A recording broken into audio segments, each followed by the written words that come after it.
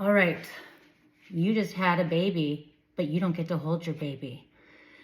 They took him to the NICU, or her. You're not, it's a boy or a girl, congratulations, but you know what? This is scary. You don't have your baby, and you're in your hospital bed right now. What the heck is this?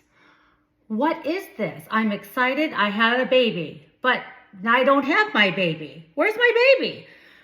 Does anybody out there know anybody, maybe you know somebody that has a baby in the NICU, or you were a mom or a dad with a baby in the NICU? Show of hands. I'm talking to you. You know, right? So this person, think of someone that is about to have a baby. There's a pretty good chance that the baby could be in the NICU for a few days or a few weeks or a few months. And that was our story with Josh. He was in the NICU for 111 days. What?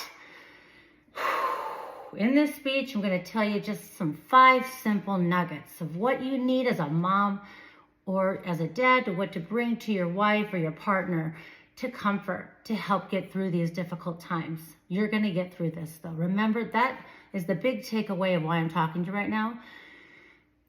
You're going to get through this. Take a deep breath.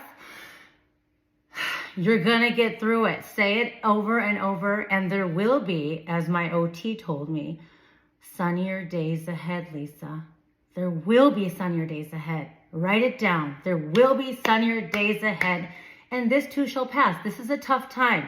If you're in the NICU, it's a place where the baby, neonatal intensive care unit, that's where they take the baby if they're medically fragile, and right after they're born, if they just need that one-on-one with the nurses and oxygen. Josh had low muscle tone. He couldn't eat or breathe on his own. We didn't know what it was when he came out. All the other, my 3 older kids that I have, everything was normal with the delivery, except for Robbie. He was breech, and that was our first, but we got through it.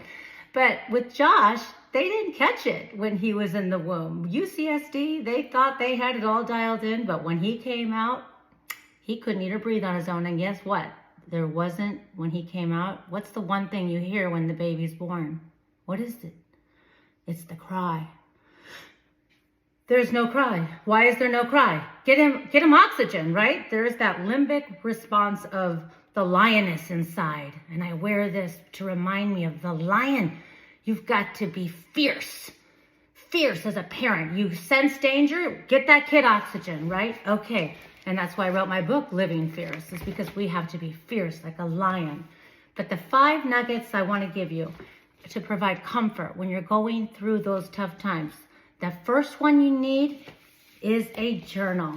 You're not going to be able to remember all the information from the doctors, and you need to come prepared every day when you go down to visit that baby.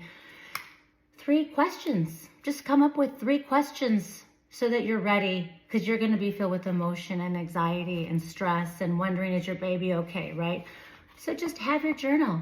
On Amazon, there's all kinds of cool journals now. I did a quick search, and there's all these cool letters to you, a modern keepsake journal in memory for $18. You can get it in one day. Tomorrow for $18. You can have a You Got This Mama journal for $10.99. I wish I would have had that when I was back in the NICU 10 years ago. I just brought whatever I had. Our NICU journal, daily journal, $12.99. But, come prepared. You can get this same day delivery. So remember the journal. That's a great gift, actually, to give to somebody that's expecting. Give them a journal. You even make them on Amazon and sell them to other people. As an author of a book, I'm like, oh, I can make a journal for my Living Fierce book. I think I might do that. But the journal's great. The other, number 2, this is huge, because you got to pump milk. And if you hopefully get to hold your baby, you got to have the breast friend. I don't know if you know what the breast friend is, but I looked on Amazon, or the boppy. The parent already has it, but the boppy or the breast friend is something you put a pillow on your lap to have the baby be there, so that you can try to either do skin to skin, or you can pump the milk with the baby nearby. But most of the time they can't nurse. Josh couldn't nurse. He was no muscle tone. He had hypotonia. So I laid him on the boppy or the breast friend. I had both, actually, but the breast friend is great because it has a Velcro. It's $42 on Amazon, and you can get it literally tomorrow. I was like, oh God, this thing saved me. And it had a little pocket I could put all my little supplies in. that's a must. And most parents, they get those at the baby shower, but the breast friend or the boppy really is a godsend because you can't just hold the baby all the time. You need to have like a little platform tray. And I love this. The breast friend was a godsend. So it's good to, I always ask the parents, you got the breast friend or the boppy? Our neighbor down the street just had the baby. She's like, yep. The dad's like, I got it. Got the journal. Got it. Check, check. Number 3, something from home, a robe. You need to have the robe. You're not going to be all dressed up nice. You're going to be with the hospital socks and you're going to be in your PJs and you need something cozy from home. Or now even on Amazon, they have a matching robe and baby receiving blanket with a matching cap. I'm like, oh my gosh, this is fantastic for $40, right? And then number 4, so the robe is good, cozy socks to go with. But number 4 is, if you're pumping milk, because they're going to tell you got to start pumping milk and you're probably not going to be able to do it. The baby's probably not going to latch on. So this is kind of, this is maternity stuff. But the nursing maternity bra, you can get these on Amazon now for $20. This is a hands-free. So it allows you to have your journal in your hand. When the doctors are doing the rounds, you can be ready. And when it's time to go pump milk, you've already got a hands-free system. So I swear by this because it allows you to multitask. And then the last nugget is items from home, pictures of your family to put in the crib.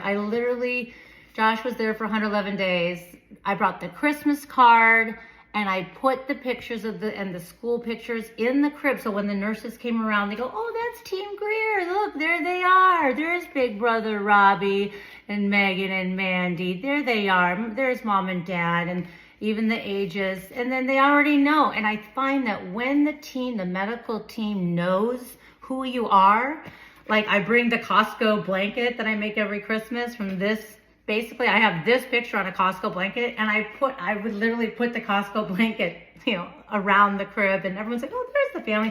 I find that when you personalize your family and let them in on what you're going through, that you will get better care at the end of the day. So in summary, those are my 5 nuggets, my secrets to getting through NICU is 1, remember, you gotta have that.